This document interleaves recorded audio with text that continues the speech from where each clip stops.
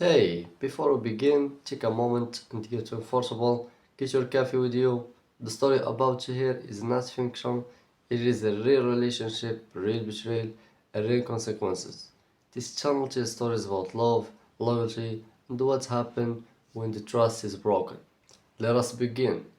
I never planned to come home early that night. That detail matters, because if I had stuck to my routine, if traffic had been heavier, if my last meeting had dragged on even 10 minutes longer, I would still be living a lie.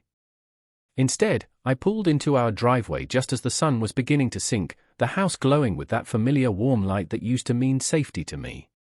I remember thinking how quiet everything felt. No music. No television. Just stillness. I grabbed my bag, locked the car, and walked up to the front door, already rehearsing how I would surprise her. Maybe she would smile. Maybe she would complain I was early and laugh. I even imagined us making dinner together like we used to. The door was unlocked. That should have been my first warning, but I brushed it off. I stepped inside, closed the door softly out of habit, and that was when I heard her laugh. It was not the laugh she used with me. Not the polite laugh or the tired one she gave when I tried too hard to make a joke land. This laugh was light, careless, almost girlish. The kind of laugh that comes when someone feels completely safe, completely unguarded. I froze. The sound came from the living room. I took one step forward, then stopped again. I did not know why my body reacted before my mind caught up, but something deep in my chest tightened. I stood there, half hidden by the hallway wall, listening. At first, I told myself I was wrong. Maybe she was on the phone with a friend. Maybe she was watching a show. But then I heard another voice. A man's voice. Low. Familiar in a way that made my stomach drop. I recognized him before my brain wanted to accept it. He was someone I had shaken hands with. Someone I had trusted. Someone whose name had come up casually in conversation more than once. And then she laughed again. I still can't believe he has no idea, she said, her voice playful, almost amused. He thinks I'm working late. God, sometimes I feel bad. Almost. The word almost echoed in my head like a gunshot. The man said something I could not fully hear, followed by another laugh from her. Then she added, I swear, if he had heard that message you sent me last week, he would have lost it. They both laughed. I felt like the floor had tilted. My heart started pounding so hard I was afraid they could hear it from across the room. My hands were shaking. Every instinct screamed at me to step forward, to announce myself, to demand answers, to watch their faces when they realized I was standing there. But I did not move. I stayed frozen in the hallway, listening to the woman I had built my life around casually joke about betraying me, as if it were some harmless secret between friends. She talked about how careful they had been. About how long it had been going on. About how exhausting it was to keep pretending everything was fine at home. There was no guilt in her voice. No fear. Just comfort.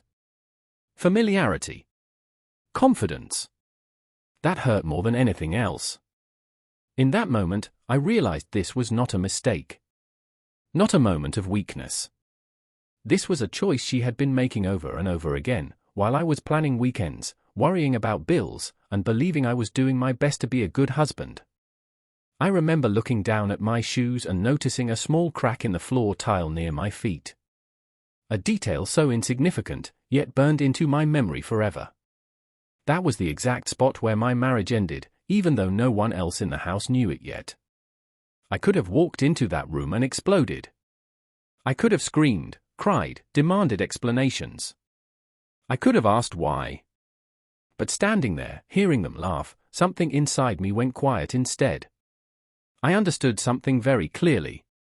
If I confronted her right then, she would cry. She would apologize. She would blame stress, loneliness, confusion. She would promise it meant nothing. And maybe part of me would want to believe her, because that part had already been ignoring signs for months. But the laughter told me everything I needed to know. So I did the hardest thing I have ever done. I turned around. I moved slowly, carefully, making sure my footsteps did not betray me. I picked up my bag again. My hands felt numb. I opened the front door as quietly as I had closed it and stepped back outside into the cooling evening air. When the door shut behind me, I did not slam it. I stood there on the porch for a moment, staring at nothing, listening to my own breathing. The world felt strangely calm, as if it had not yet caught up to what had just happened. Then I walked to my car. I sat in the driver's seat for a long time without turning the engine on. My phone buzzed in my pocket. A message from her, probably sent earlier, something normal, something fake. I did not check it. Instead, I stared at the steering wheel and tried to understand how a life could unravel without a single word being spoken. I drove away. That night, I did not go home. I did not call her. I did not send messages or ask questions I already knew the answers to. I went somewhere quiet and let the truth settle in, piece by piece. The next morning, she called me. Then she texted. Then she called again. Confusion turned into worry. Worry turned into panic. I let it ring. When I finally did speak to her days later, she already knew. Not because I told her, but because I was no longer playing my part. The man who came home on time, who trusted easily, who believed laughter meant happiness, was gone. I never told her what I heard that night. I did not need to. The silence did more damage than any confrontation ever could. Walking away without saying a word was not weakness. It was clarity. And sometimes, the most powerful thing you can do when someone shows you exactly who they are, is believe them, turn around, and leave.